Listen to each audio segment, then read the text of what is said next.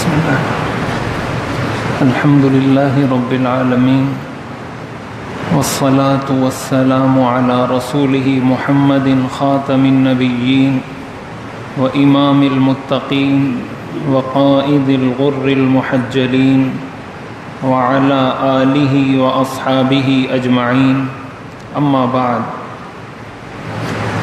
ہمارے کل کے درس میں قاعدہ اولیٰ سے متعلق چند مسائل رہ گئے تھے، اس کو مکمل کر کے پھر ہم آج کے سبق کی طرف آتے ہیں، جس میں ہم نے قاعدہ اخیرہ کو سمجھنا ہے۔ اور ظاہر قاعدہ اخیرہ کے اندر بھی التحیات پڑھی جاتی ہے، تو التحیات کے جو مسائل ہم قاعدہ اولیٰ میں پڑھیں گے، التحیات کے وہی مسائل قاعدہ اخیرہ میں بھی ہیں۔ پھر قاعدہ اخیرہ میں مزید درود شریف اور اس کے بعد دعا اور پھر سلام۔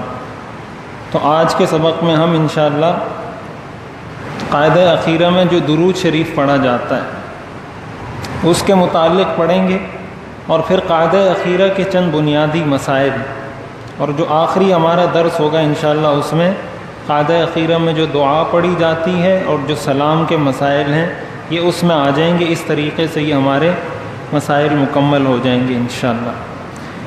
تو کل کے سبق میں جو قاعدہ اولیٰ سے متعلق چند مسائل رہ گئے تھے، ان میں سب سے پہلا مسئلہ یہ ہے، یہ تو میں نے کل عرض کر دیا تھا کہ قاعدہ اولیٰ کے اندر قاعدہ اولیٰ کا مطلب یہ ہوتا ہے کہ اگر 3 رکعت کی نماز ہے یا 4 رکعت کی نماز ہے تو اس میں انسان 2 دفعہ بیٹھتا ہے، یعنی 4 رکعت کی نماز ہے تو 2 رکعت کے بعد بیٹھے گا اور پھر آخر میں پھر بیٹھے گا۔ تو جو پہلی دفعہ بیٹھتا ہے اس کو قاعدہ اولیٰ کہا جاتا ہے، اور جب آخری دفعہ بیٹھتا ہے اس کو قاعدہ اخیرہ کہا جاتا ہے۔ بعض نمازیں ایسی ہوتی ہیں جس میں قاعدہ اولیٰ ہوتا ہی نہیں ہے، جیسے فجر کی نماز ہے، اس میں صرف ایک قاعدہ ہے، قاعدہ اخیرہ ہے، اور باقی سب نمازوں میں پہلا قاعدہ بھی ہے دوسرا قاعدہ بھی ہے۔ تو اس کو قاعدہ اولیٰ کہا جاتا ہے جو پہلا ہوتا ہے، اور جو دوسرا ہوتا ہے اس کو قاعدہ اخیرہ کہا جاتا ہے۔ تو قاعدہ اولیٰ کے بارے میں ایک بات یہ کہ قاعدہ اولیٰ یہ واجب ہے۔ اگر کسی نے قاعدہ اولیٰ نہیں کیا اور وہ کھڑا ہو گیا، ایسی صورت میں وہ آخر میں سجدہ سہو کر کے نماز کو مکمل کرے گا۔ اسی طرح قاعدہ اولیٰ کے اندر التحیات کا پورا پڑھنا یہ بھی واجب ہے۔ اگر کوئی قاعدہ میں تو بیٹھا لیکن اس نے التحیات نہیں پڑھی، یا التحیات پوری نہیں پڑھی، آدھی پڑھ لی، آدھی سے زیادہ پڑھ لی، لیکن کچھ حصہ التحیات کا رہ گیا، ایسی صورت میں بھی چونکہ اس نے واجب پورا نہیں کیا تو ایسی صورت میں بھی آخر میں اس پر سجدہ سہو لازم ہوگا۔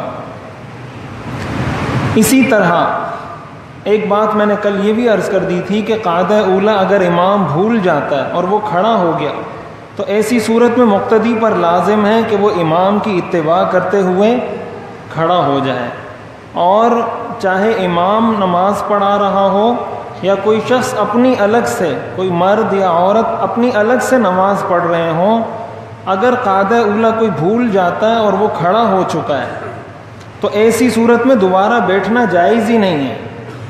ایسی صورت میں حکم یہی ہے کہ آپ کھڑے ہو کر نماز مکمل کریں اور آخر میں سجدہ سہو کر لیں۔ ہاں اگر وہ بالکل کھڑا نہیں ہوا، بالکل قریب ہے، بیٹھنے کے قریب ہے تو بیٹھ جائے، لیکن اگر کھڑے ہونے کے قریب ہے تو کھڑا ہو جائے اور دوبارہ نہ بیٹھے۔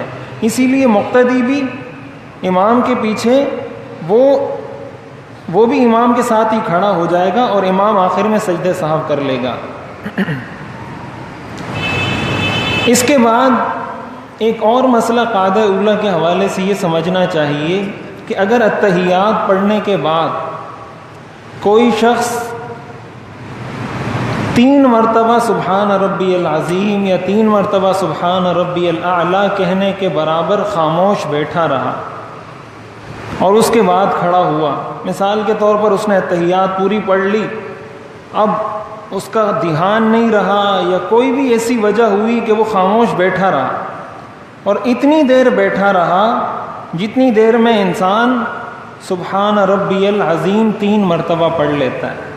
اس حوالے سے یہ ایک اصولی بات میں عرض کر دیتا ہوں، اس کو کہا جاتا ہے، یہ جو 3 مرتبہ سبحان ربی العظیم اس کو جب فقہ کی کتابوں میں لکھا جاتا ہے یا عام مسائل کی کتاب میں لکھا جاتا ہے تو اس میں یہ لکھا جاتا ہے کہ ایک رکن کی مقدار اگر کوئی شخص خاموش رہا، ایک رکن کا مطلب فرض، یعنی نماز میں ایک فرض جتنی مقدار میں جتنے وقت میں ادا ہوتا ہے، اگر اتنی دیر کوئی شخص تاخیر کرتا ہے تو سجدہ سہو لازم ہو جاتا ہے۔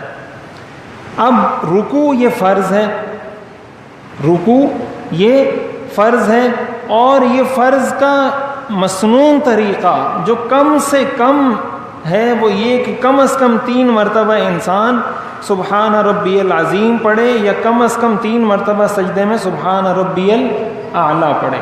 اس کا مطلب یہ ہوا کہ ایک رکن کی جو کم سے کم مقدار ہے نماز میں وہ 3 مرتبہ سبحان ربی العظیم یا 3 مرتبہ سبحان ربی الاعلیٰ جتنی دیر میں پڑھا جاتا ہے، یہ دیر ایک رکن کی مقدار کہلاتی ہے۔ تو کہیں اس کو یوں لکھا ہوتا ہے کہ اگر کسی نے 3 مرتبہ سبحان ربی العظیم کے برابر اتنی دیر خاموش رہا، اور کہیں یہ لکھا ہوتا ہے کہ کوئی شخص اگر ایک رکن کے برابر خاموش رہا، دونوں کا مطلب ایک ہی ہوتا ہے۔ تو یہ بات میں نے پہلے عرض کر دی تھی کہ اگر فرض یا واجب میں تاخیر ہو جاتی ہے تو ایسی صورت میں سجدہ سہو لازم ہوتا ہے۔ اب جب اس نے اتحیات پڑھی اور اتحیات پڑھنے کے بعد وہ 3 مرتبہ سبحان ربی العظیم کہنے کے وقت کے برابر خاموش بیٹھا رہا، اس کا مطلب یہ ہوا کہ جو قیام فرض ہے نماز میں، تیسری رکعت کے لیے کھڑے ہونا یہ فرض ہے، اس فرض کی ادائیگی میں ایک رکن کے بقدر تاخیر ہو گئی، اس فرض کی ادائیگی میں ایک رکن کے بقدر تاخیر ہو گئی۔ اب جب تاخیر ہوئی ہے ایسی صورت میں اس پر آخر میں سجدہ سہو لازم ہوگا۔ اور اسی کی بنیاد پر یہ جو کل میں نے مسئلہ عرض کیا تھا کہ اگر کوئی شخص پہلے قاعدے میں التحیات کے بعد اللہم صلی علی محمد وعلی آل محمد پڑھ لیتا ہے تو ایسی صورت میں اس پر بھی سجدہ سہو لازم ہوگا۔ اس کی بنیاد بھی یہی چیز ہے کہ سبحان ربی العظیم 3 مرتبہ جب پڑھا جاتا ہے اس کے 42 حروف بنتے ہیں، اس کے 42 حروف بنتے ہیں، اور اللہم صلی علی محمد وعلی آل محمد یہ 42 حروف ہیں۔ تو اگر کسی نے التحیات کے بعد اللہم صلی علی محمد وعلی آل محمد یہاں تک پڑھ لیا، اس کا مطلب یہ ہوا کہ اس نے فرض میں ایک رکن کے بقدر تاخیر کر دی۔ جب اس نے فرض میں ایک رکن کے بقدر تاخیر کی ہے اب اس پر سجدہ سہو لازم ہوگا۔ یہی مسئلہ اس صورت میں بھی ہے کہ اگر کسی نے التحیات ڈبل پڑھ دی، قاعدہ اولیٰ میں اگر کوئی شخص التحیات 2 دفعہ پڑھ لیتا ہے، 2 دفعہ کسی نے التحیات پڑھ لی، تو اب یہ بات آپ کو بالکل سمجھ آنی چاہیے کہ اس پر سجدہ سہو لازم ہوگا۔ اگر کسی نے التحیات 2 دفعہ پڑھ لی پوری، اور اگر التحیات پوری نہیں پڑھی دوسری دفعہ لیکن التحیات کے 42 حروف پڑھ لیے، جس کو فقہاء نے لکھا ہے کہ یہ ایہا النبی کی جو ہا ہے، ایہا النبی کی ہا، یہاں تک 42 حروف پورے ہوتے ہیں۔ تو اگر کسی نے دوسری دفعہ التحیات پڑھنا شروع کی اور ایہا کی ہا تک پہنچ گیا، اس کا مطلب اب جب یہ کھڑا ہوگا تو آخر میں سجدہ سہو کرے گا، اس لیے کہ ایک رکن کے بقدر تاخیر ہو گئی۔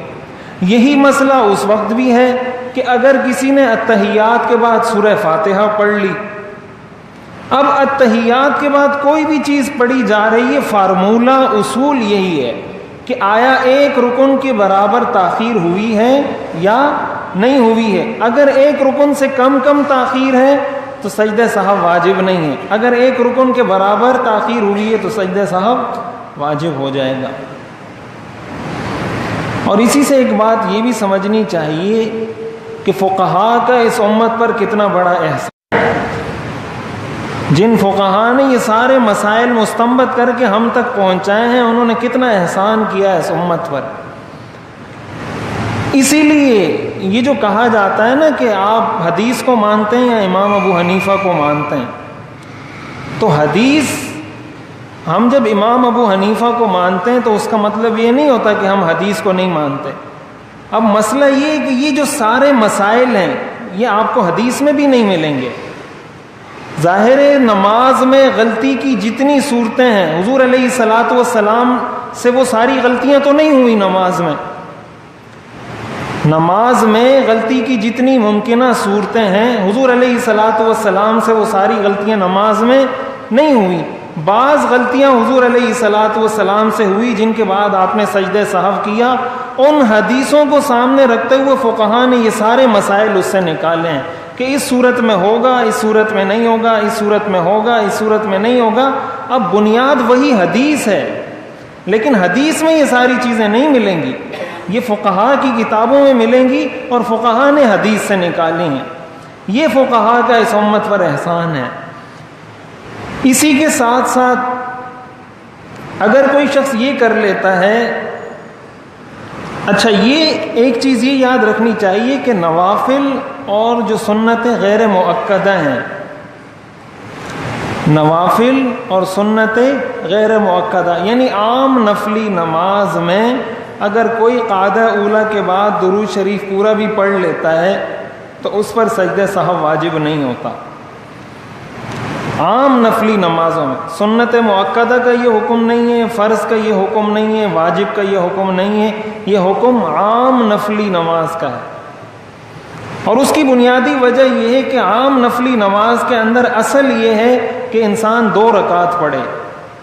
اب جب وہ 2 رکعت کے بعد پورا درود شریف پورا پڑھ لیتا ہے، جب دوبارہ کھڑا ہوتا ہے، یہی وجہ ہے نا کہ وہ ہر رکعت میں سورہ فاتحہ کے بعد سورت ملاتا ہے، ہر رکعت میں سورہ فاتحہ کے بعد سورت ملاتا ہے۔ تو اس کو فقہا یوں ہی تعبیر کرتے ہیں گویا اس نے وہ 2 رکعت الگ پڑھی ہیں، 2 رکعت الگ پڑھی، اس لیے نفلی نمازوں میں اس پر سجدہ سہو واجب نہیں ہوگا اگر کوئی اس کو پڑھ لیتا ہے۔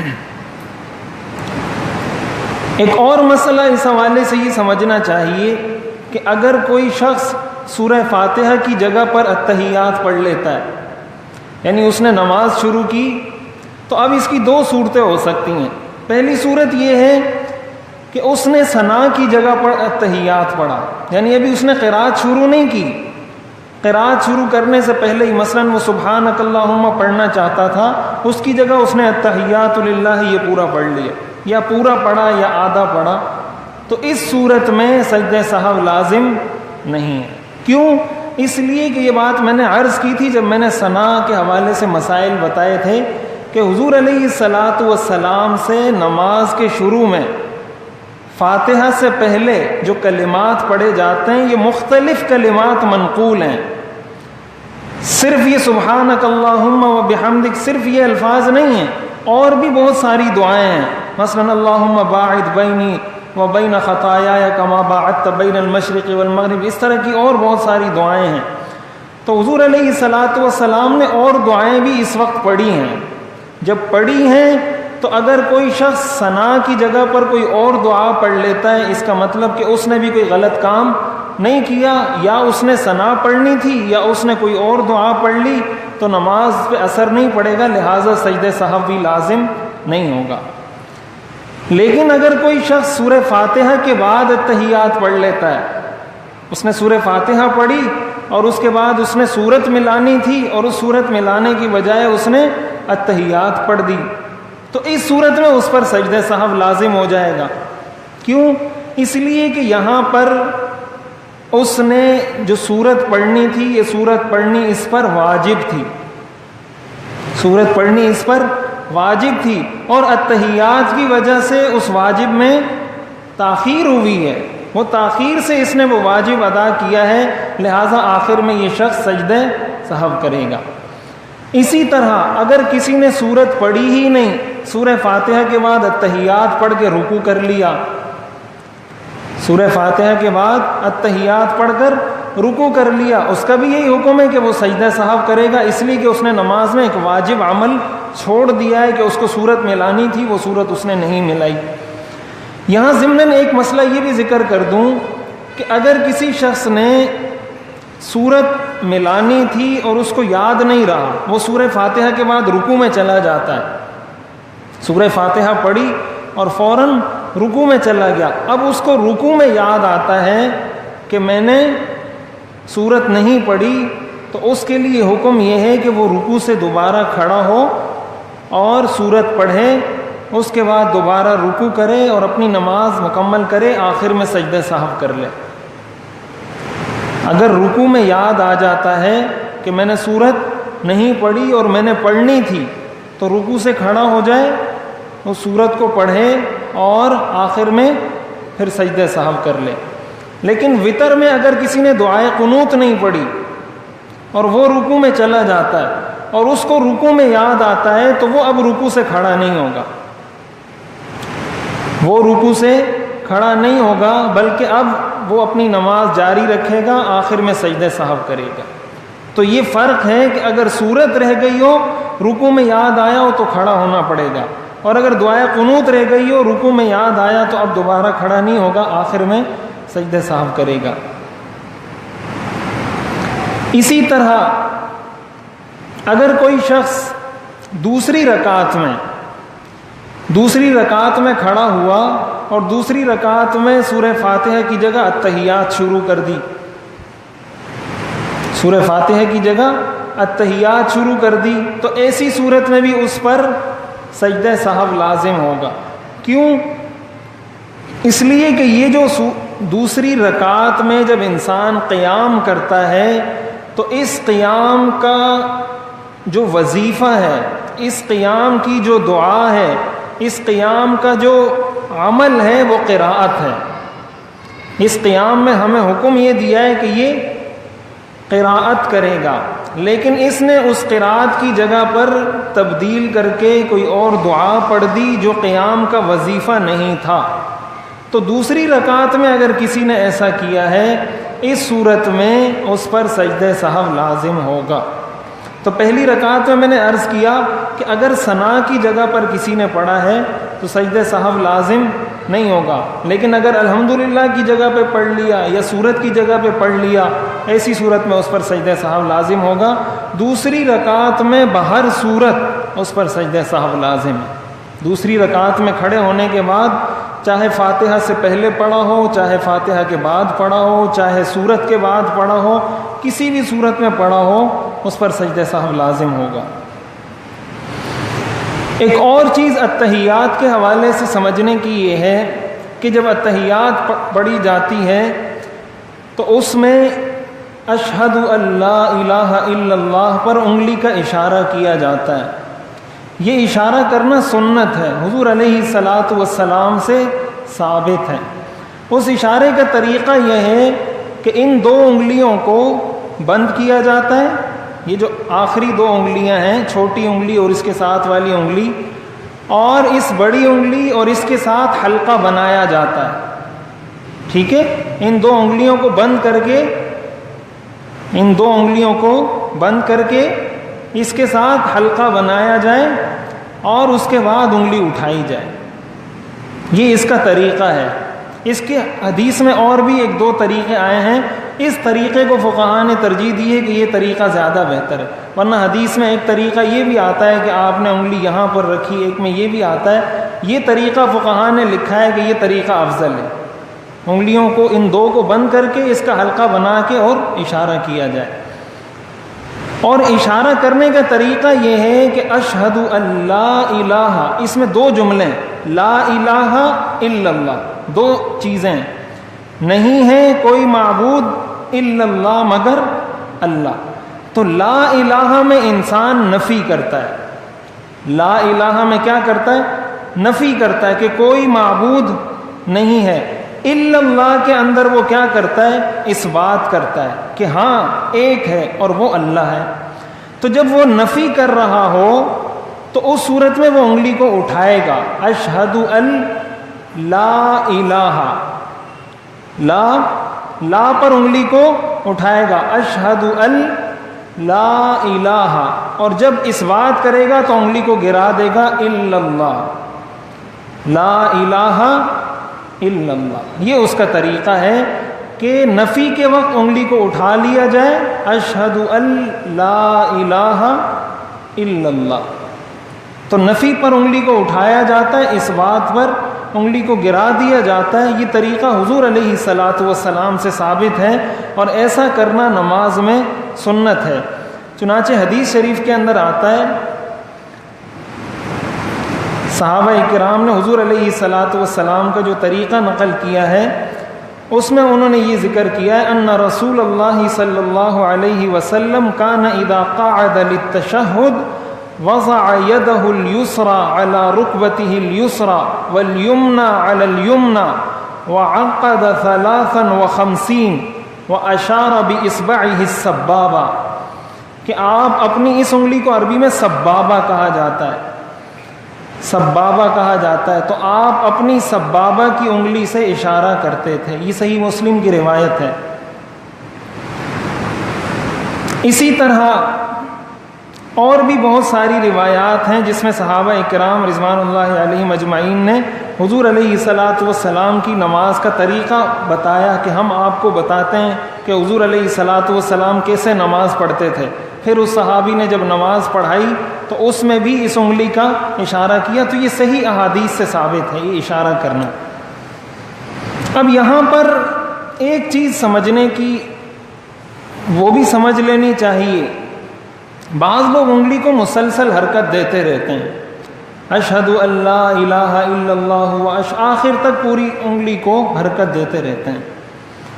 تو اب یہ مسئلہ سمجھنا چاہیے کہ حدیث شریف کے اندر الفاظ آتے ہیں کہ اشار بالسبابۃ یحرکها ویدعو بها، یہ الفاظ آتے ہیں کہ آپ نے اس انگلی سے سبابہ سے اشارہ کیا، یحرکها آپ نے اس کو حرکت دی، ویدعو بها اور اس کے ذریعے دعا کی، یا آپ اس کو حرکت دیتے تھے اور اس کے ذریعے دعا کرتے تھے، یہ الفاظ آتے ہیں۔ دوسری طرف دوسری صحیح حدیث ہے، ابو داؤد شریف مسند احمد کی روایت ہے، حضرت عبداللہ ابن زبیر رضی اللہ تعالیٰ عنہ اس حدیث کے راوی ہیں، انہوں نے حضور علیہ الصلاۃ والسلام کے بارے میں فرمایا، کان یشیر بالسبابۃ ولا یحرکها، کہ حضور علیہ الصلاۃ والسلام اس انگلی سے اشارہ کرتے تھے اور اس کو حرکت نہیں دیتے تھے۔ یہ بھی صحیح حدیث ہے، مسند احمد اور ابو داؤد شریف کی روایت ہے، اور بھی کتب حدیث میں موجود ہے اور صحیح حدیث ہے۔ اب ایک حدیث میں یہ آیا کہ آپ حرکت دے کر دعا کیا کرتے تھے، اور ایک بات یہاں پر یہ بھی ذکر کروں کہ اس طریقے سے مسلسل انگلی کو حرکت دینا یہ چاروں ائمہ میں سے کسی بھی امام کا مسلک نہیں ہے، نہ امام ابو حنیفہ رحمۃ اللہ علیہ کا، نہ امام شافعی کا، نہ امام مالک کا، نہ امام احمد کا، چاروں ائمہ میں سے کسی کا بھی یہ مسلک نہیں ہے۔ امام ابو حنیفہ رحمۃ اللہ علیہ کا مسلک تو میں نے آپ کو بتایا کہ لا الہ پر انگلی کو اٹھانا ہے، الا اللہ پر اس کو گرا دینا ہے۔ امام شافعی رحمۃ اللہ علیہ کا مسلک اس بارے میں یہ ہے کہ وہ کہتے ہیں کہ الا اللہ پر صرف انگلی اٹھائیں گے، بس اشہد ان لا الہ الا اللہ، یہ ان کا مسلک ہے، اور ان کا مسلک بھی یہ ہے کہ اس کو حرکت نہیں دینی۔ امام ابو حنیفہ رحمۃ اللہ علیہ کا بھی یہی مسلک ہے، امام شافعی رحمۃ اللہ علیہ کا بھی یہی مسلک ہے، امام احمد ابن حنبل رحمۃ اللہ علیہ کا مسلک یہ ہے کہ اس کو صرف لفظ اللہ پر حرکت دینی ہے، اشہد ان لا الہ الا اللہ، بس اللہ کے لفظ پہ حرکت دینی ہے۔ ان کا مسلک بھی یہ ہے کہ انگلی کو حرکت نہیں دینی۔ امام مالک رحمۃ اللہ علیہ کا مسلک ہے کہ اس کو حرکت دیں، لیکن وہ اس کو یوں حرکت دینے کا نہیں کہتے، وہ اس کو کہتے ہیں یوں حرکت دیں جس سے نفی اثبات ہو۔ امام مالک رحمۃ اللہ علیہ کا یہ مسلک ہے کہ انگلی کو اس طریقے سے حرکت دیں، اس طریقے سے حرکت دینا یہ چاروں ائمہ میں سے کسی بھی امام کا مسلک اور قول نہیں ہے۔ اب سمجھنے کی بات اس میں یہ ہے کہ حدیث میں یہ آتا ہے کان یحرکها ویدعو بها، کہ آپ انگلی کو حرکت دیا کرتے تھے اور دعا کیا کرتے تھے، تو پھر اس کا کیا مطلب؟ کہ آپ حرکت دیتے تھے اور دعا کرتے تھے۔ تو فقہاء نے لکھا ہے، یہ جن ائمہ کا میں نے تذکرہ کیا، ائمہ ثلاثہ کا یہ مسلک ہے جن کو جمہور کہا جاتا ہے، یعنی 3 ائمہ کا یہ مسلک ہے کہ حرکت نہیں دینی۔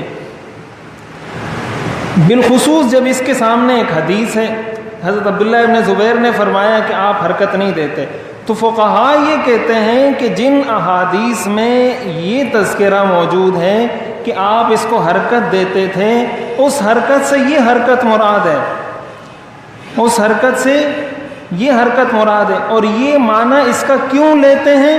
یہ معنی اس لیے لیتے ہیں کہ حضرت عبداللہ ابن زبیر نے باقاعدہ صراحتاً کہا لا یحرکھا، کہ آپ انگلی کو حرکت نہیں دیتے تھے۔ اب دونوں حدیثوں کو جمع کرنا ہے، ایک حدیث میں آیا کہ کرتے تھے، ایک میں آیا کہ نہیں کرتے تھے۔ اب ان کو جمع کرنے کا طریقہ یہ ہے کہ اس طریقے سے تو کرتے تھے لیکن اس طریقے سے نہیں کرتے تھے، اس طریقے سے دونوں حدیثیں جمع ہو جاتی ہیں۔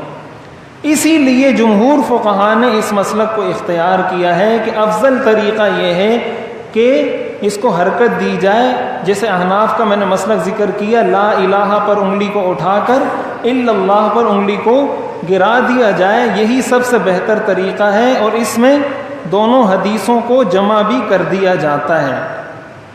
ایک چیز یہاں یہ بھی ذکر کر دوں، یہ چیز میں تفصیل سے اس لیے عرض کر رہا ہوں، یہ کوئی آخر میں عرض کرتا ہوں، ایک چیز اس میں یہ سمجھنے کی ہے کہ یہ جو حدیث میں آتا ہے کہ آپ اس کو حرکت دیتے تھے اور اس کے ذریعے دعا کرتے تھے، تو التحیات تو دعا نہیں ہے، یہ بھی اعتراض کیا جاتا ہے، التحیات تو دعا نہیں ہے، تو یہ بات بھی غلط ہے۔ التحیات میں نے کل اس کی پوری تفصیل عرض کی، التحیات تو ساری دعا ہی دعا ہے۔ السلام علیک ایھا النبی، یہ بھی دعا ہے۔ السلام علینا وعلی عباد اللہ الصالحین، یہ بھی دعا ہے۔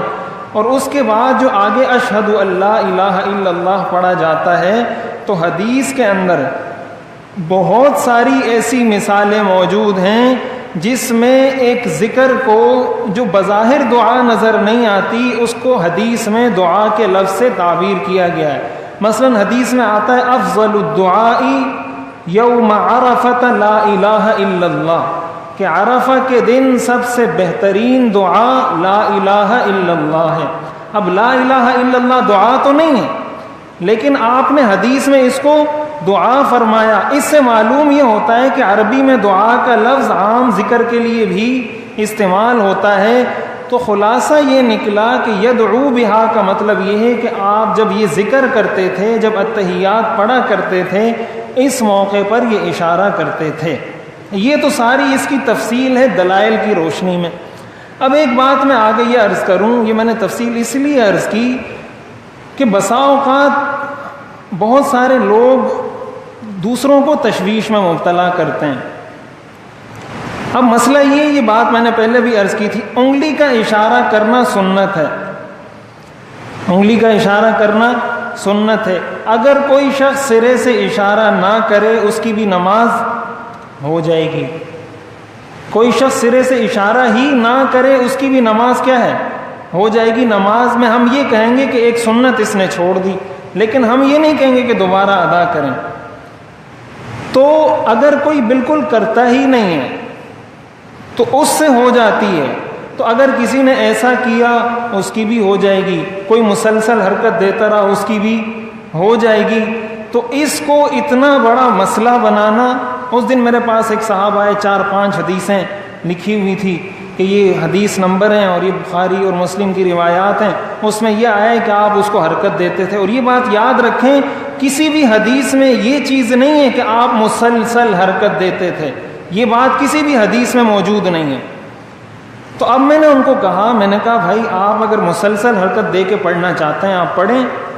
امام ابو حنیفہ رحمۃ اللہ علیہ کا مسلک یہ ہے، امام شافعی کا مسلک یہ ہے، امام احمد ابن حنبل کا مسلک یہ ہے کہ اس کو اشارے، اس کو مسلسل حرکت نہ دیں۔ اور یہ امام ابو حنیفہ کا کوئی ذاتی ان کی رائے نہیں ہے، جیسے میں نے عرض کیا حدیث کی وجہ سے ان کی یہ رائے ہے۔ تو اس لیے پریشان کیا جاتا ہے کہ تم امام ابو حنیفہ کو مانتے ہو، حدیث کو نہیں مانتے۔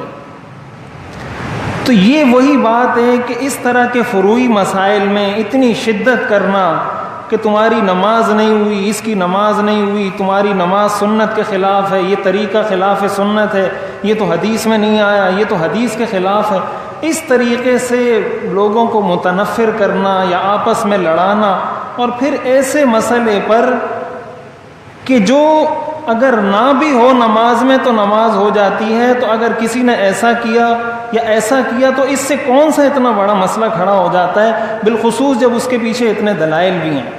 تو اس لیے اس طرح کے فروعی مسائل میں، جیسے میں نے پہلے بھی ذکر کیا، آمین کا مسئلہ میں نے ذکر کیا، اعوذ باللہ بسم اللہ میں سارا مسئلہ ذکر کیا، اس میں اتنا انسان کو کنفیوز نہیں کرنا چاہیے، الجھنا نہیں چاہیے۔ امت کے ابھی بہت سے مسائل ہیں، بہت سارے مسائل ہیں جو تشنہ تحقیق ہیں، ان پر تحقیق کرنی چاہیے، ان پہ کام کرنا چاہیے، لوگوں کو معاشرتی مسائل سکھائے جائیں، ان کو بتایا جائے زندگی کیسے گزارنی ہے، اخلاق کیسے ہونے چاہیے، بیوی کے کیا حقوق ہیں، والد کے کیا حقوق ہیں، پڑوسی کے کیا حقوق ہیں، چھوٹے کے کیا حقوق ہیں، بڑے کے کیا حقوق ہیں، یہ سارے فرائض ہیں۔ ان ساروں سے تو ہم غافل ہو گئے، لے دے کے پڑھ گئے اس پر کہ آمین سے نماز ہوگی یا نہیں ہوگی، رفع یدین نہیں کیا تو نماز ہوگی یا نہیں ہوگی، انگلی کو ایسے اشارہ نہیں کیا تو نماز ہوگی یا نہیں ہوگی۔ تو کیا امت کے اور سارے مسائل ختم ہو گئے؟ بس یہی لے دے کے مسائل رہ گئے، اس میں الجھا دیا، اور سارے معاشرے کے معاملات کے مسائل، معاشرت کے مسائل، اخلاقیات کے مسائل، عقائد کے مسائل، ان سب کو ہم نے فروگزاشت کر دیا۔ اسی لیے تو پھر لوگ کہتے ہیں کہ ہمیں لوگوں نے کنفیوز کر دیا۔ تو اس طرح کی چیزوں سے کنفیوز ہوتے ہیں لوگ، فائدہ کچھ بھی نہیں ہوتا، اور یہ دین سے دوری کا سبب بنتا ہے، قربت کا نہیں۔ تو دین سے لوگوں کو قریب لانا چاہیے کہ وہ مسجد کے قریب آئے، دین سے قریب آئے۔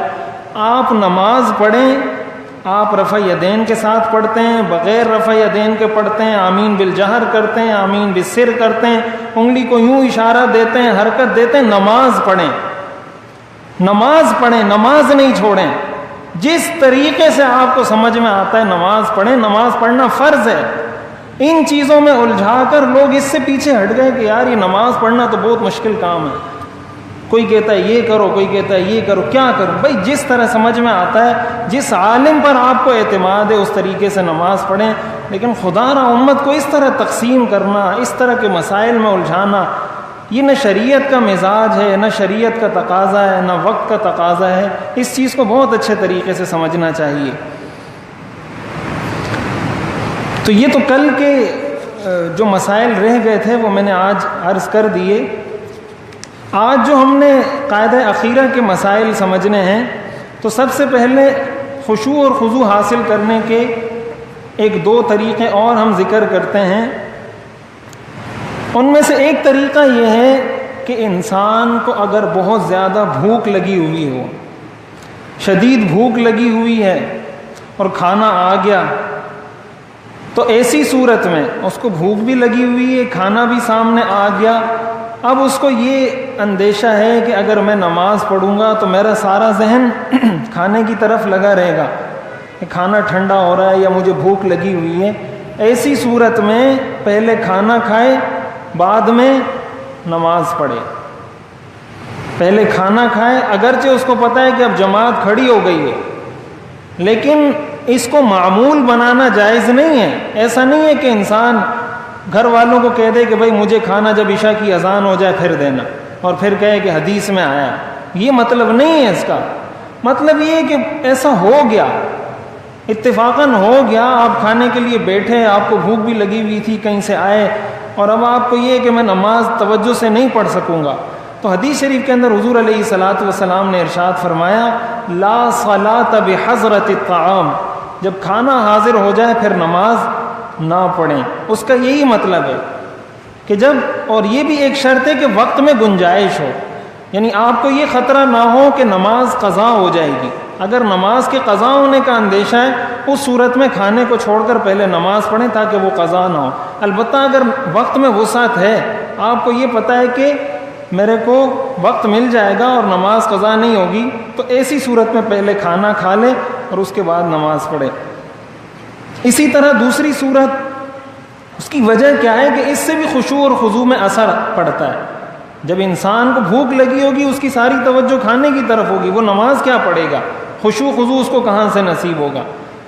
اور دوسری چیز آپ نے فرمایا ولا یدافعہ الاخبثان، کہ اس صورت میں بھی نماز نہ پڑھیں جب انسان کو قضائے حاجت کا شدید تقاضا ہو. اب کسی کو پیشاب آ رہا ہے، پیشاب روک کے رکھا ہوا ہے اور نماز پڑھ رہا ہے، تو ایسی صورت میں بھی نماز پڑھنے سے آپ نے منع فرمایا. اس کا طریقہ یہ کہ پہلے انسان جائے، اپنے آپ کو فارغ کرے، بالکل جب اپنی اعتدال کی حالت میں آ جائے کہ نماز میں اس کا سارا ذہن اس طرف نہ ہو کہ کب امام سلام پھیرے گا اور میں جا کے پیشاب کروں. تو جب نماز میں سارا تصوری پیشاب اور اسی چکر میں گھومتا رہے گا تو خشوع خضوع کہاں سے نصیب ہوگی. اسی لیے یہ صحیح مسلم کی روایت ہے، آپ نے فرمایا جب ایسی کوئی صورت ہو، اب کسی کے پیٹ میں مروڑ ہے، وہ تکلیف ہے، کھڑا ہوا ہے وہاں پر، تو نماز میں کہاں سے توجہ نصیب ہوگی. تو ایسی صورت میں بھی وہ نماز نہ پڑھے، پہلے جا کے فارغ ہو، بالکل تسلی سے وضو کرے، جب بالکل صحیح اپنی نارمل اس میں آ جائے حالت میں، اس کے بعد نماز پڑھے. اسی طرح ایک چیز یہ ہے کہ جمائی لینے سے ویسے بھی منع کیا گیا ہے، اور نماز میں تو اور زیادہ اس سے بچنا چاہیے. حدیث شریف میں آتا ہے کہ حضور علیہ الصلاۃ والسلام کو صحابہ نے کبھی بھی جمائی لیتے ہوئے نہیں دیکھا. حضور علیہ الصلاۃ والسلام کو کبھی بھی جمائی لیتے ہوئے نہیں دیکھا. کیوں؟ اس لیے کہ جمائی بھرے پیٹ سے آتی ہے. جب انسان کا پیٹ بھرا ہوا ہوتا ہے، اور حضور علیہ الصلاۃ والسلام نے کبھی پیٹ بھر کر کھانا نہیں کھایا. دوسرے نمبر پر جمائی سستی کی وجہ سے آتی ہے. حضور علیہ الصلاۃ والسلام سست نہیں تھے، آپ ہمیشہ چست رہا کرتے تھے. تو آپ پیٹ بھر کر کھانا نہیں کھاتے تھے اور سستی آپ پر طاری نہیں ہوتی تھی، تو اس لیے کبھی آپ کو جمائی لیتے ہوئے نہیں دیکھا گیا. اسی لیے حضور علیہ الصلاۃ والسلام نے فرمایا کہ التصاؤب من الشیطان، کہ جمائی شیطان کی طرف سے ہوتی ہے. حدیث میں آتا ہے کہ انسان جب جمائی لیتا ہے، وہ منہ کھولتا ہے، شیطان اس کے اوپر ہنستا ہے. اس کی شکل دیکھو، کیسی شکل بنائی ہوئی ہے اس نے. اور بعض روایات میں آتا ہے کہ شیطان اس کے منہ میں داخل ہو جاتا ہے.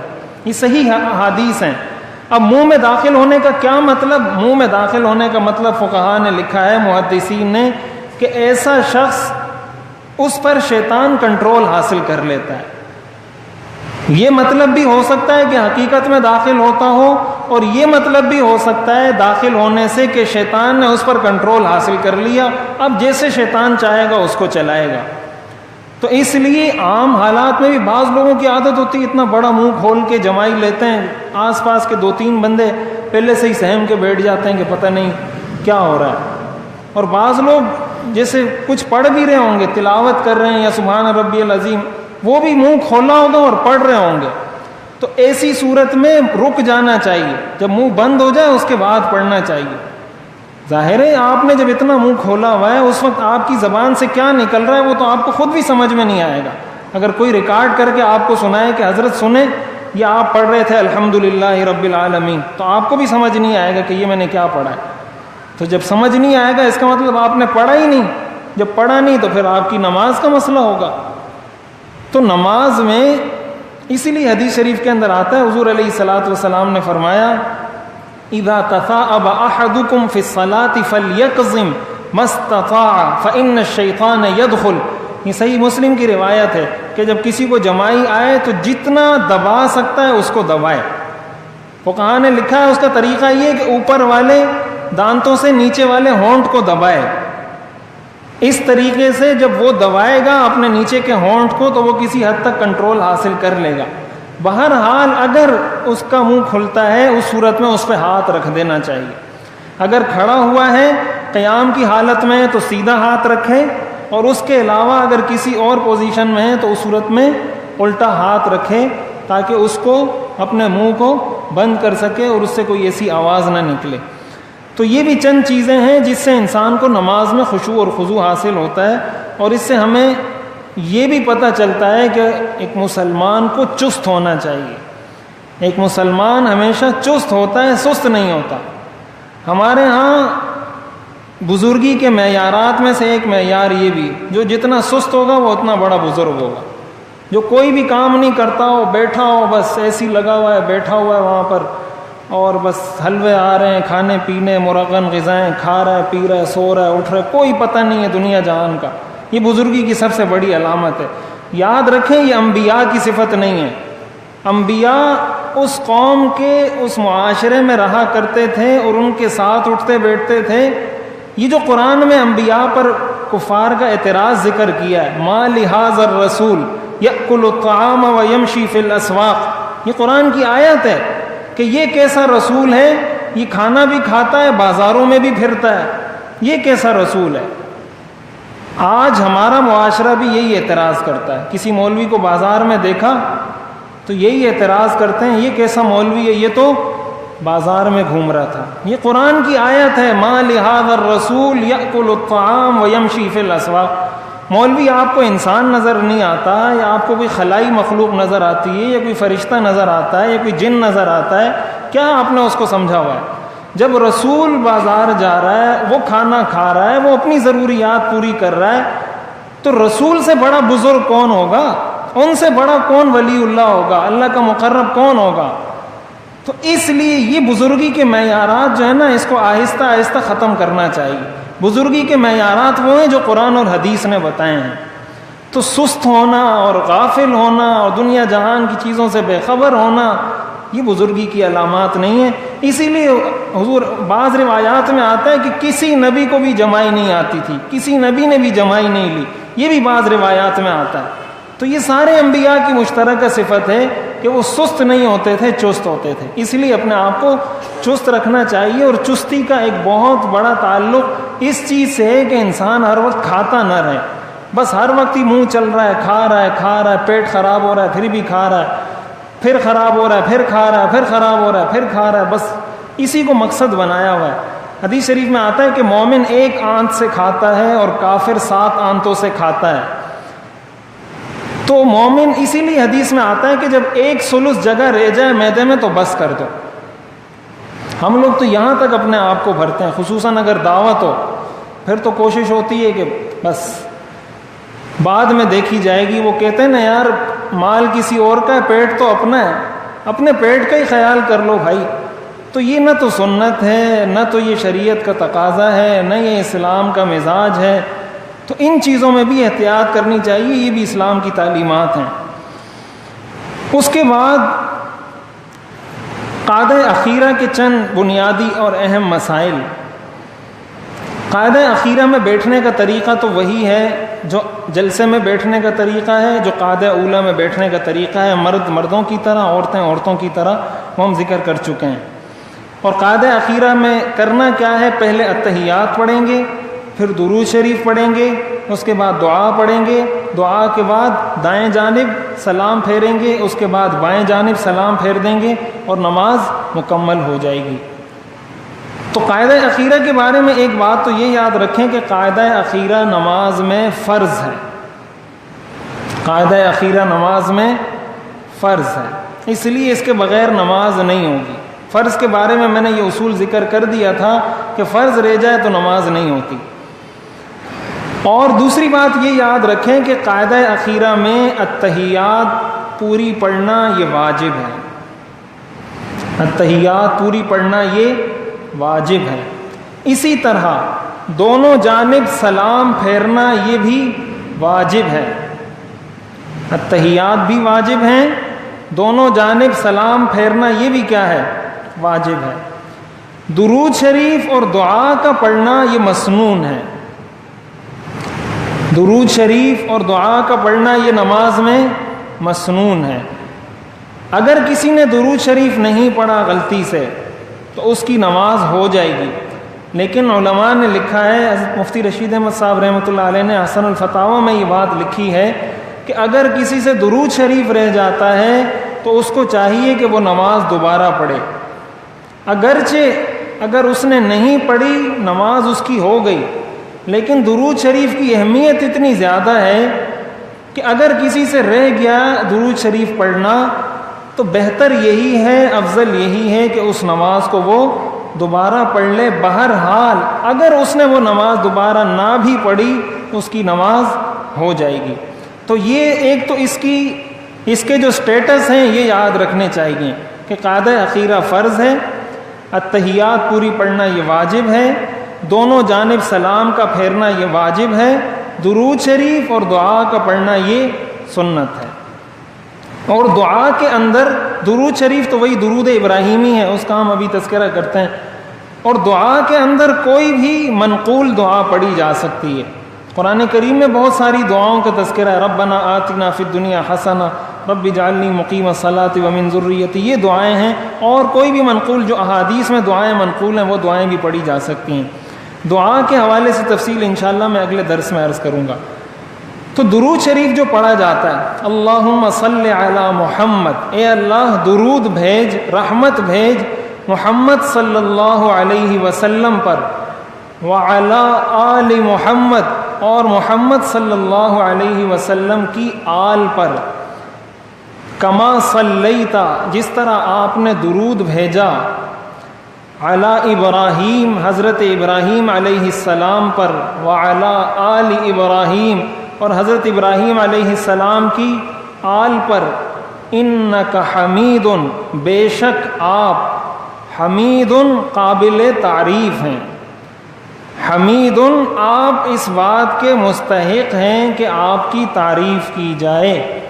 یہ اللہ کو کہا جا رہا ہے، انک حمید، یا اللہ آپ قابل تعریف ہیں، یعنی آپ میں ایسی کوالٹیز ہیں، آپ ایسی صفات کے مالک ہیں کہ ایسی صفات والے کی تعریف ہونی چاہیے۔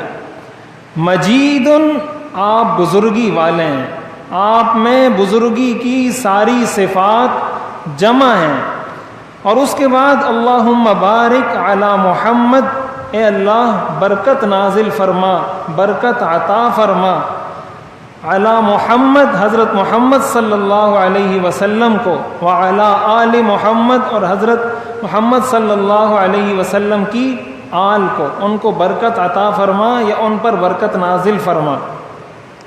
کما بارکتا، جس طرح آپ نے برکت نازل فرمائی، جس طرح آپ نے مبارک بنایا، علی ابراہیم، حضرت ابراہیم پر، وعلی آل ابراہیم، حضرت ابراہیم کی آل پر، انک حمید مجید، بے شک آپ قابل تعریف اور بزرگی والے ہیں۔ اب درود شریف کے حوالے سے ایک چیز یہ سمجھنی چاہیے کہ قرآن کریم میں اللہ تعالیٰ نے حکم دیا ہے، یا ایھا الذین آمنوا صلوا علیہ وسلموا تسلیما، کہ حضور پر درود بھی بھیجو، سلام بھی بھیجو۔ صلوا علیہ، ان پر درود بھیجو، وسلموا، اور ان پر سلام بھیجو۔ تو حدیث شریف کے اندر آتا ہے، حضرت کعب بن عجرہ رضی اللہ تعالی عنہ فرماتے ہیں، یہ صحیح بخاری کی روایت ہے، سألنا رسول اللہ صلی اللہ علیہ وسلم فقلنا یا رسول اللہ کیف الصلاة علیکم اہل البیت فإن اللہ قد علمنا کیف نسلم علیکم۔ یہ فرماتے ہیں ہم نے حضور سے پوچھا کہ یا رسول اللہ ہمیں یہ بتائیں کہ ہم آپ پر اور آپ کے اہل بیت پر کس طرح درود پڑھیں۔ سلام کا طریقہ تو اللہ نے ہمیں بتا دیا، سلام کا طریقہ تو بتا دیا۔ وہ طریقہ کیا تھا؟ السلام علیک ایھا النبی، السلام علیکم عام حالات میں، اور یہاں نماز میں السلام علیک ایھا النبی۔ تو سلام کا طریقہ تو اللہ نے بتا دیا، درود کا طریقہ نہیں بتایا۔ درود ہم کس طریقے سے پڑھیں، تو اس پر حضور علیہ الصلاۃ والسلام نے فرمایا، قولوا اللہم صلی علی محمد وعلی آل محمد کما صلیت علی ابراہیم وعلی آل ابراہیم انک حمید مجید، اللہم بارک علی محمد وعلی آل محمد کما بارکت علی ابراہیم وعلی آل ابراہیم انک حمید مجید۔ یہ بخاری کی روایت ہے۔ تو آپ نے فرمایا کہ درود اس طریقے سے پڑھو، تو گویا قرآن نے حکم دیا صلو علیہ وسلموا، تو سلام آ گیا التحیات میں اور درود آ گیا درود شریف میں۔ تو اس طریقے سے قرآن کے دونوں حکم پر عمل ہو گیا کہ صلات بھی ہو گیا، سلام بھی ہو گیا، درود بھی ہو گیا اور سلام بھی ہو گیا۔ تو ایک تو یہ قرآن کی اس آیت پر اس کی عملی صورت ہے کہ حضور پر درود اور سلام کس طریقے سے بھیجنا ہے۔ دوسری بات کہ حضور علیہ الصلاۃ والسلام پر درود بھیجنا اس لیے بھی ایک امتی پر لازم ہے کہ حضور علیہ الصلاۃ والسلام ہمارے محسن ہیں، ہمیں یہ دین جو کچھ عطا ہوا ہے وہ حضور علیہ الصلاۃ والسلام کے صدقے عطا ہوا ہے، آپ ہی کی نسبت سے عطا ہوا ہے۔ جو اللہ تعالیٰ نے ہمیں سہولیات دی ہوئی ہیں، جو ہمیں ریلیکسیشن دی ہوئی ہیں بہت ساری چیزوں کے اندر، وہ صرف اور صرف حضور علیہ الصلاۃ والسلام کی وجہ سے دی ہیں۔ اور اس سے بڑھ کر یہ کہ یہ حضور علیہ الصلاۃ والسلام کی شفاعت حاصل کرنے کا ذریعہ ہے۔ حدیث شریف کے اندر آتا ہے اقربکم منی منزلتاً اکثرکم علی صلاتاً، او کما قال النبی صلی اللہ علیہ وسلم، کہ قیامت کے دن تم میں سے سب سے زیادہ قریب میرے وہ شخص ہوگا جو مجھ پر کثرت سے درود پڑھتا ہوگا۔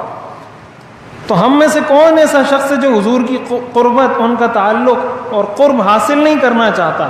تو اس کا نسخہ حضور نے یہ بتایا کہ مجھ پہ کثرت سے درود پڑھو۔ تو قیامت کے دن حضور علیہ الصلاۃ والسلام کی، چنانچہ ایک روایت کے اندر یہ بھی آتا ہے اذا سمعتم المؤذن فقولوا مثل ما یقول، کہ جب مؤذن کو سنو اذان دے رہا ہے تو تم بھی اس کی طرح کہو، یعنی مؤذن کو اذان کا جواب دو۔ اور اس کے بعد آپ نے فرمایا کہ اس کے بعد مجھ پر درود پڑھو، ثم صلوا علی، اس کے بعد مجھ پر درود پڑھو، فإنه من صلى علی صلاة صلی اللہ علیہ بہا عشرا، اس لیے کہ جو مجھ پر ایک مرتبہ درود پڑھتا ہے اللہ اس پر 10 رحمتیں نازل فرماتے ہیں۔ اور اس کے بعد آپ نے فرمایا ثم صلوا اللہ لی الوسیلہ، پھر اللہ سے میرے لیے وسیلے کا سوال کرو۔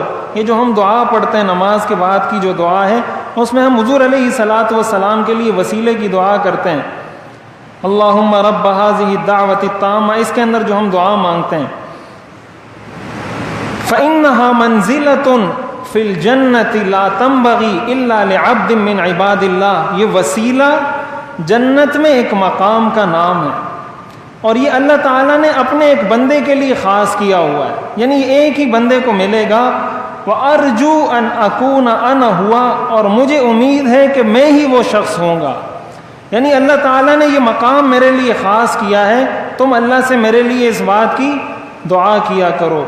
فَمَنْ سَأَلَ اللَّهَ لِلْوَسِيلَةِ حَلَّتْ لَهُ شَفَاعَتِي، جو اللہ سے میرے لیے وسیلے کی دعا کرے گا اس پر میری شفاعت واجب ہے۔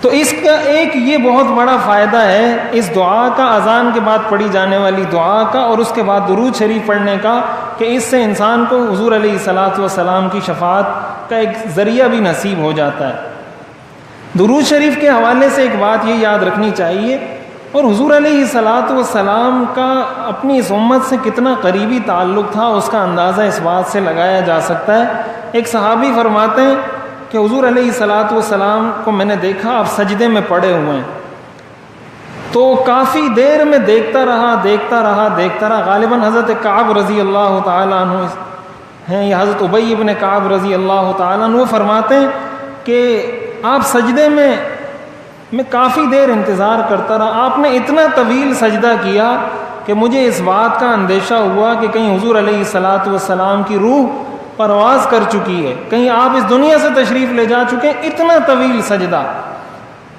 اور اتنے طویل سجدے کے بعد آپ نے سر اٹھایا، تو میں نے پوچھا کہ یا رسول اللہ آپ نے اتنا طویل سجدہ کیوں کیا؟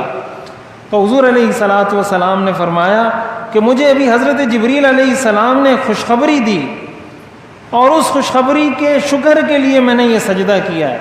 اور وہ خوشخبری کیا تھی؟ وہ خوشخبری یہ تھی کہ آپ کی امت میں سے جو کوئی آپ پر ایک مرتبہ درود پڑھے گا اللہ اس پر 10 رحمتیں نازل فرمائے گا۔ آپ نے فرمایا اس خوشی میں نے اتنا لمبا سجدہ کیا ہے۔ ہم سوچیں کیا کبھی ہم نے بھی اس بات پر سجدہ کیا ہے کہ اللہ ہمیں ایک نیکی پر 10 عطا کرتا ہے؟ کبھی ہم نے اس پر شکر ادا کیا کہ ایک نیکی پر اللہ 10 عطا کرتا ہے؟ حضور علیہ الصلاۃ والسلام نے ہمارے لیے یہ شکریہ بھی ادا کیا ہے، یہ شکریہ بھی اللہ کا ادا کیا ہے کہ یا اللہ آپ نے میری امت پہ یہ معاملہ فرمایا، آپ کا بہت زیادہ شکر۔ ہم نے کبھی نہیں کیا، حضور علیہ الصلاۃ والسلام نے ہمارے لیے کیا ہے، تو ظاہر ہے کچھ ہمیں بھی کرنا چاہیے۔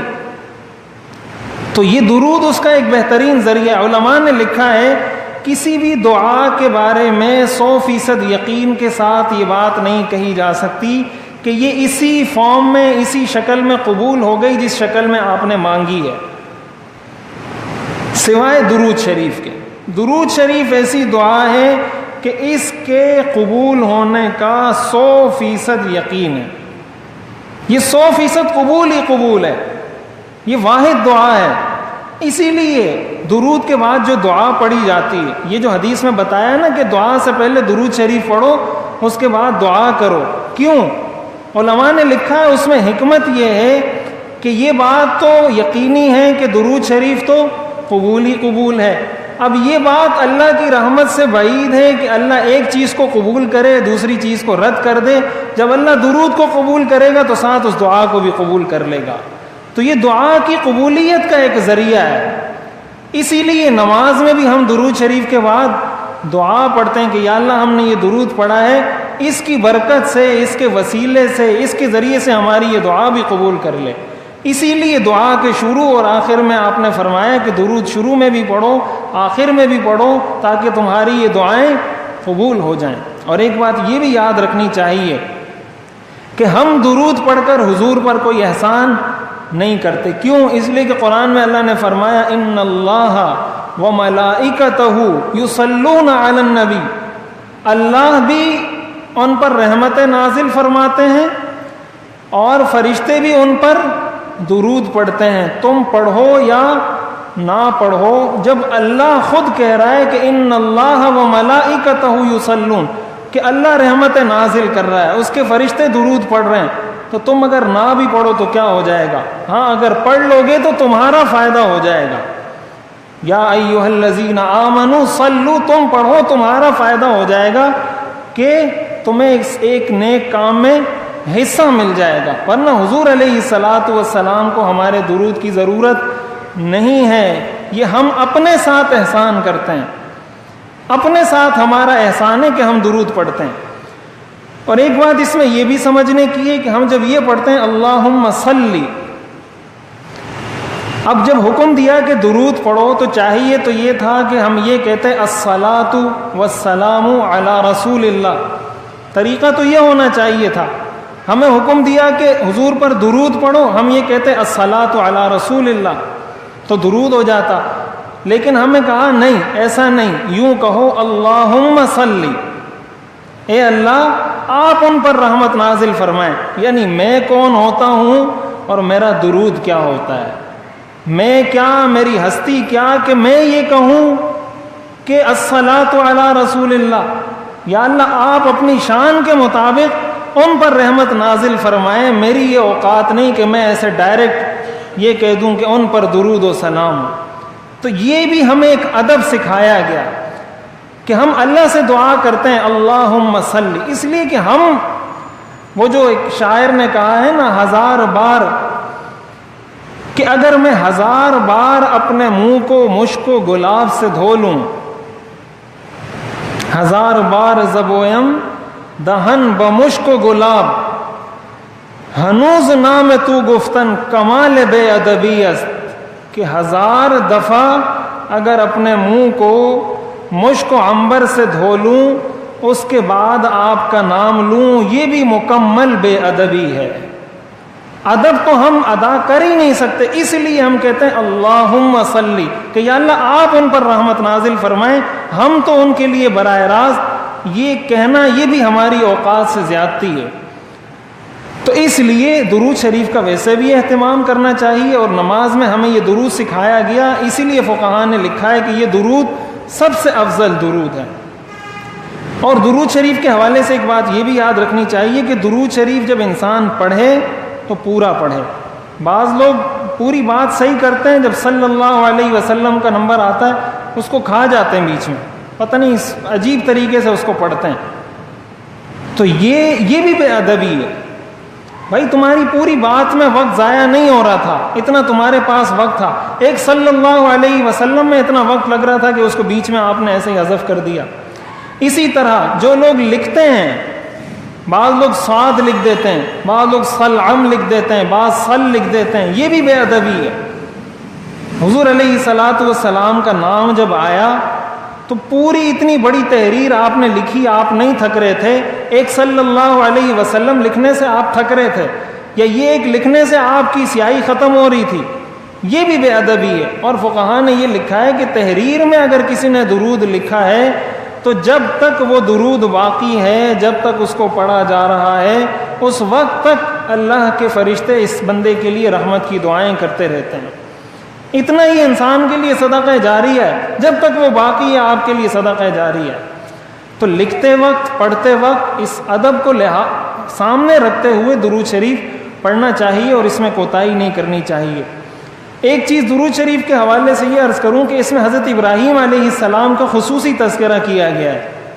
انبیاء تو سارے ہیں، حضرت ابراہیم علیہ السلام دوسرے درجے کے پیغمبر ہیں، یعنی حضور علیہ السلام کے بعد دوسرا درجہ حضرت ابراہیم علیہ السلام کا ہے۔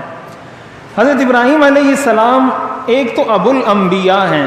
ابو الانبیاء ہونے کا مطلب یہ ہے کہ حضرت ابراہیم علیہ السلام کے بعد جتنے بھی پیغمبر اور نبی آئے ہیں سارے حضرت ابراہیم علیہ السلام کی اولاد میں آئے ہیں۔ حضرت ابراہیم علیہ السلام کے بعد جتنے پیغمبر نبی آئے ہیں سب حضرت ابراہیم علیہ السلام کی اولاد میں آئے ہیں۔ خود حضور علیہ السلام بھی حضرت ابراہیم علیہ السلام کی اولاد میں سے ہیں۔ ایک تو حضرت ابراہیم علیہ السلام کو یہ شرف اور یہ فضیلت حاصل ہے، اور دوسرے نمبر پر کہ حضرت ابراہیم علیہ السلام کی اس ملت کا ہمیں اتباع کرنے کا قرآن میں حکم دیا گیا ہے۔ حضور علیہ السلام کو حکم دیا گیا ہے ان اتبع ملت ابراہیم حنیفا، کہ آپ نے ملت ابراہیمی کی اتباع کرنی ہے۔ ایک دوسری جگہ قرآن میں فرمایا ان اول الناس بابراہیم للذین اتبعوہ وہذا النبی، کہ سب سے زیادہ حضرت ابراہیم کے قریب یہ نبی ہیں۔ حضرت ابراہیم علیہ السلام نے ہمارا نام مسلمان رکھا ہے، ہوا سماکم المسلمین، حضرت ابراہیم نے تمہیں یہ نام دیا ہے کہ اس امت کا نام مسلمان ہوگا۔ اور جب حضرت ابراہیم علیہ السلام نے بیت اللہ کی تعمیر کی تھی اس کے بعد انہوں نے یہ دعا کی تھی ربنا وجعلنا مسلمین لک ومن ذریتنا امتا مسلمتا لک، کہ یا اللہ میری ذریت سے ایک امت مسلمہ کو پیدا فرمانا، اور یہ وہی امت مسلمہ ہے جو حضرت ابراہیم علیہ السلام کی ذریت ہے۔ تو حضرت ابراہیم علیہ السلام کا ہمارے دین کے ساتھ خصوصی تعلق ہے، اسی لیے قرآن کریم میں آتا ہے قد کانت لکم اسوۃ حسنۃ فی ابراہیم، کہ تمہارے لیے حضرت ابراہیم کی شخصیت میں اسوہ حسنہ ہے۔ تو یہ لفظ جہاں حضور علیہ السلام کے بارے میں آیا وہیں حضرت ابراہیم علیہ السلام کے بارے میں بھی آیا ہے۔ اس سے پتہ چلتا ہے کہ حضرت ابراہیم علیہ السلام کے ساتھ اس امت کا خصوصی تعلق ہے۔ یہ جو ہم قربانی کرتے ہیں یہ تو حضرت ابراہیم علیہ السلام کی سنت ہے۔ یہ جو صفا مروہ کے اندر دوڑیں لگائی جاتی ہیں یہ حضرت ہاجرہ کی سنت ہے۔ بیت اللہ حضرت ابراہیم علیہ السلام نے تعمیر کیا تھا، اس کے گرد ہم طواف کرتے ہیں۔ اور سب سے بڑھ کر حضرت ابراہیم علیہ السلام پر درود پڑھنے کی وجہ جو لکھی ہے علماء نے وہ یہ کہ حضرت ابراہیم علیہ السلام نے جو اعلیٰ درجے کی قربانی دی ہے اللہ تعالیٰ کے حکموں پر عمل کرنے کے لیے، اپنی خواہشات پر جس طریقے سے حضرت ابراہیم علیہ السلام نے چھری پھیری ہے یہ حضرت ابراہیم علیہ السلام کا خاصہ تھا۔ مثال کے طور پر نمرود نے آگ میں ڈالا، اس نے کہا میں آگ میں ڈالتا ہوں، اپنے اس قول سے رجوع کر لو۔ حضرت ابراہیم علیہ السلام نے فرمایا نہیں، اللہ کے لیے آگ میں کود گئے۔ دوسرے نمبر پر اللہ نے حکم دیا کہ ایک جنگل میں صحرا میں اپنے بیوی کو اور اس بچے کو جو 80 سال کی عمر میں 90 سال کی عمر میں ملا ہے اس کو صحرا میں چھوڑ کر آ جاؤ۔ حضرت ابراہیم علیہ السلام گئے، ربنا انی اسکنت من ذریتی بواد غیر ذی زرع عند بیتک المحرم، وہاں کوئی کھیتی نہیں، کوئی سبزہ نہیں، یا اللہ تیرے حکم پر چھوڑ کر آ گیا۔ وہاں پر حضرت ابراہیم علیہ السلام نے چھوڑا۔ تیسرے نمبر پر اللہ نے حکم دیا اپنے بیٹے کو ذبح کرو۔ حضرت ابراہیم علیہ السلام نے آؤ دیکھا نہ تاؤ، نہ کسی سے پوچھا کہ یہ عقل میں آتا ہے یا نہیں آتا، نہ کسی سے پوچھا کہ اس کا فلسفہ کیا ہے، منطق کیا ہے، لوجک کیا ہے، چھری اٹھائی اور بیٹے کی گردن پر چلا دی۔ یہ حضرت ابراہیم علیہ السلام نے جس طریقے سے اپنی ہر قسم کی آرزو کو خواہش کو، چاہت کو، فلسفے کو، عقل کو پس پش ڈال کر اللہ کے ہر حکم پہ عمل کیا ہے، اللہ نے ان کو اس کا بدلہ یہ عطا فرمایا کہ قیامت تک کے لیے ان کا یہ ذکر خیر ہم پر لازم کر دیا کہ جب اپنے پیغمبر کا ذکر کرو گے تو حضرت ابراہیم کا ذکر بھی کرو گے۔ اس سے یہ بات معلوم ہوتی ہے کہ جو لوگ دین پر عمل کرتے ہیں، جو شریعت پہ عمل کرتے ہیں، اللہ تعالیٰ ان کو باقی رکھتے ہیں۔ اللہ تعالیٰ نے انبیاء کے بارے میں کئی دفعہ قرآن کریم میں فرمایا وَتَرَكْنَا عَلَيْهِ فِي الْآخِرِينَ سَلَامٌ عَلَىٰ إِبْرَاہِيمَ سَلَامٌ عَلَىٰ مُوسَىٰ وَهَارُونَ سَلَامٌ عَلَىٰ الیاسین۔ آج بھی ہم کسی پیغمبر کا نام لیتے ہیں تو کہتے ہیں علیہ السلام، کسی پیغمبر کا نام لیتے ہیں تو کہتے ہیں علیہ السلام۔ یہ اللہ نے ان کا ذکر باقی رکھا ہوا ہے۔ حضور علیہ الصلاۃ والسلام کو کافر یہ کہا کرتے تھے نا کہ آپ کی تو نسل نہیں ہے، آپ کی تو نرینہ اولاد ہے نہیں، تو آپ کی تو نسل ختم ہو جائے گی۔ اللہ نے فرمایا ان شانئک ھو الابتر، تیرے دشمن کی نسل ختم ہوگی، تیرا نام قیامت تک باقی رہے گا۔ ورفعنا لک ذکرک، آپ کا ذکر ہم نے بلند کیا ہے۔ آج تک ہم حضور علیہ الصلاۃ والسلام کا نام لے رہے ہیں۔ کوئی دنیا میں اپنے بیٹے کا نام ابو جہل بھی نہیں رکھتا، ابو لہب بھی نہیں رکھتا، اور محمد نام دنیا کے اندر سب سے زیادہ رکھا جانے والا نام ہے۔ پوری دنیا میں سب سے زیادہ جو نام رکھا جاتا ہے، آپ جا کے سرچ کریں، وہ محمد ہے۔ اللہ نے ان کا ذکر ہمیشہ کے لیے باقی رکھ دیا ہے۔ تو جو لوگ اللہ کے لیے قربانی دیتے ہیں ان کا نام باقی رہتا ہے۔ انسان کا نام اولاد سے باقی نہیں رہتا، انسان کا نام اپنے ان کارناموں سے باقی رہتا ہے جو اس نے کیے ہوں، جو اس نے ادا کیے ہوں، اللہ کو جن طریقوں سے راضی کیا ہو، اس کے ذکر کو اللہ تعالیٰ دوام بخشتے ہیں اور اس کا ذکر خیر ہر وقت چلتا رہتا ہے۔ تو یہ درود شریف کی اس کا پس منظر ہے، اس کے چند اہم مسائل ہیں جس کو ہم نے سامنے رکھنا ہے، اور جب ہم درود پڑھیں تو اسی تصور کے ساتھ پڑھیں کہ ہم حضور علیہ الصلاۃ والسلام کی بارگاہ میں درود پڑھ رہے ہیں۔ ایک تو اس سے ہمیں آپ کی شفاعت نصیب ہوگی۔ ایک حدیث میں آتا ہے جو ایک مرتبہ درود پڑھتا ہے اس کو اللہ 10 نیکیاں عطا کرتے ہیں، 10 گناہوں کو معاف کرتے ہیں، 10 درجات کو بلند کرتے ہیں ایک درود شریف پڑھنے کی وجہ سے۔ تو عام زندگی میں بھی درود شریف پڑھنے کا اہتمام کرنا چاہیے، اور نماز میں جب ہم پڑھیں اس خشوع خضوع اور توجہ کے ساتھ پڑھیں، اس لیے کہ حدیث میں آتا ہے کہ تم جہاں کہیں سے مجھ پر درود پڑھو وہ فرشتے مجھ تک پہنچاتے ہیں، اور نام لے کر حضور علیہ الصلاۃ والسلام کو پہنچایا جاتا ہے کہ آپ کے فلاں بن فلاں امتی نے آپ پر یہ درود پڑھا ہے۔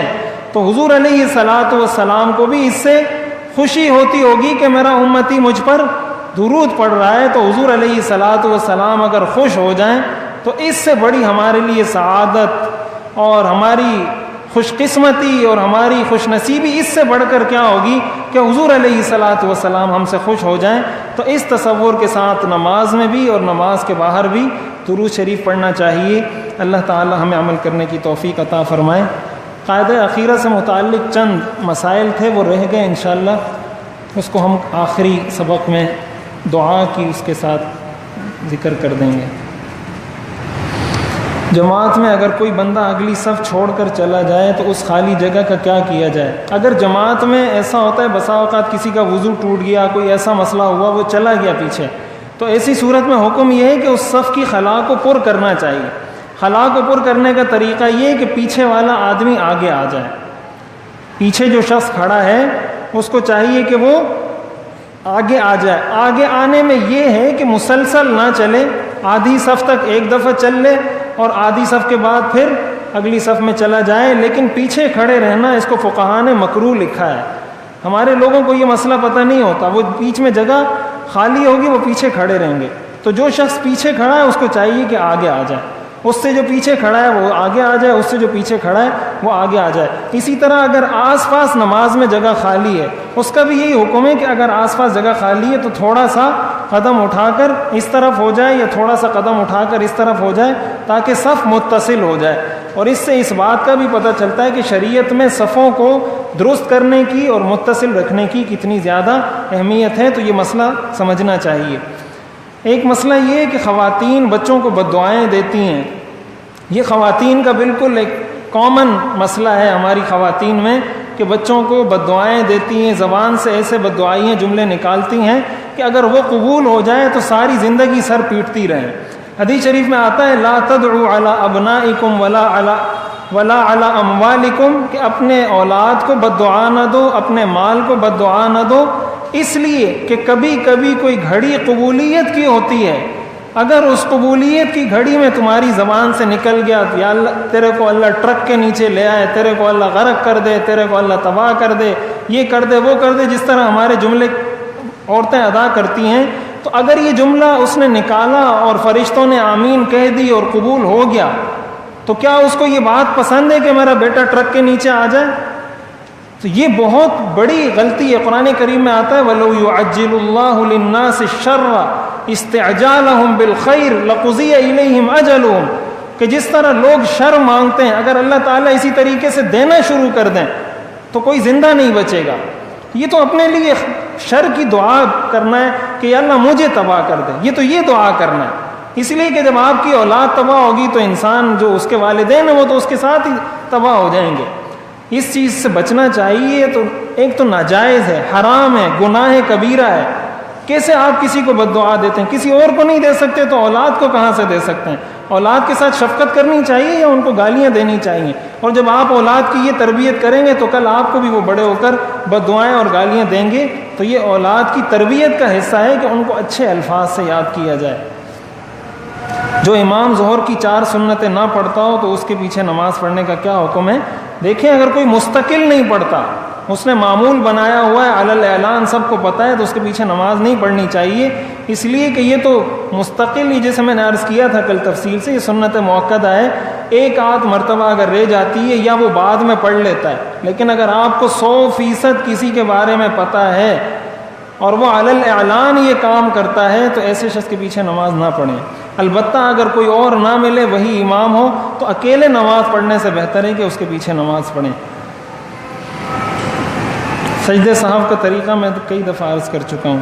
وطر میں دعائے قنوت کی جگہ کچھ اور پڑھ سکتے ہیں۔ دعائے قنوت پڑھنا یہ مسنون ہے، کوئی اور دعا بھی اگر پڑھ لیتا ہے، ربنا آتنا فی الدنیا یا رب اجعلنی مقیم صلاتی، تب بھی وطر ادا ہو جائے گی، لیکن بہتر اور افضل یہی ہے کہ اس کو یاد کیا جائے، یہی دعا پڑھی جائے۔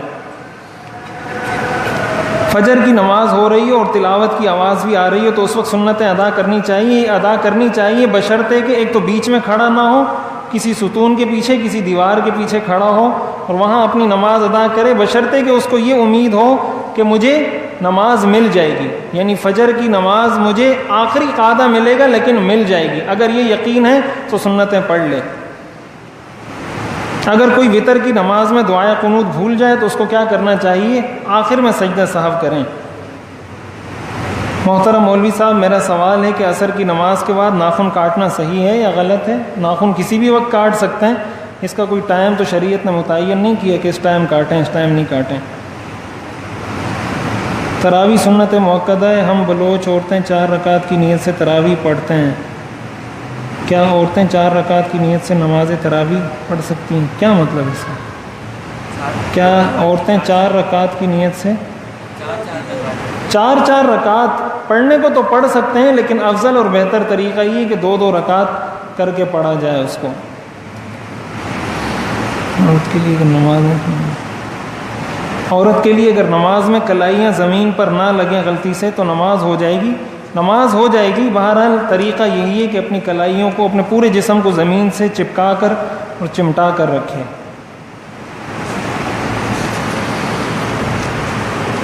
الحمدللہ رب العالمین، الصلاۃ والسلام علی رسولہ محمد وآلہ واصحابہ اجمعین۔ ربنا آتنا فی الدنیا حسنہ وفی الآخرۃ حسنہ وقنا عذاب النار، وصلی اللہ تعالی علی خیر خلقہ محمد وآلہ واصحابہ اجمعین، آمین برحمتک یا